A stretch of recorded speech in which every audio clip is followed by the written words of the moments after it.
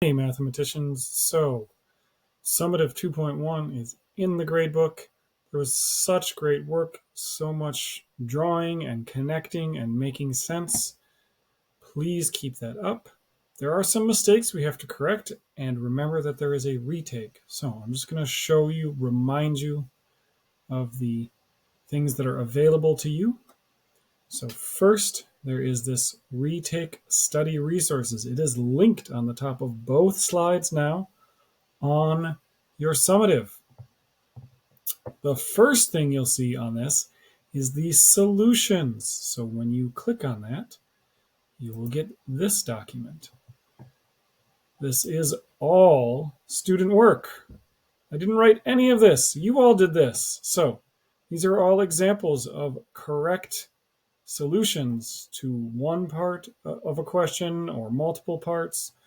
There are many different ways. So if you're wondering, for example, how you might have correctly answered part C of question 2, you can find question 2, part C. I'm looking for this heading here, right? So this person got A, B, and C correct, but they also gave us an equation for part C, and they connected everything, the Y, the X, the 3, and the 2, saying, hey, where does this come from? So lots of different examples here to look at. Remember, the problems next week on the retake will not be identical. So don't keep this around hoping that you can just copy the answers. Use the suggested practice problems here to get better at this. So if you need to retake question 1 next week, look here in the question 1 box. What are all the things you could do?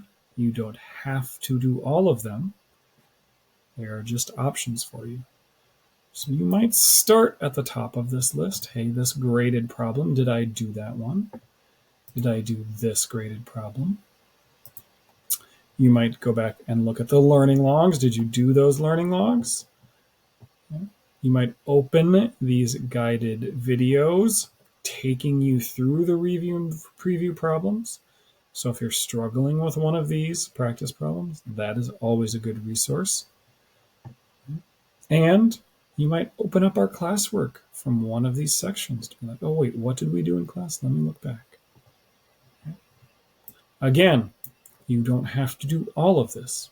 Start somewhere. If you're looking for guidance, hey, where should I start? Send me an email. Ask me a question. Okay. Same thing for question 2. On question 2, there's even an extra little thing, this guided Desmos. You click on that and it will give you some practice problems. All right, everyone.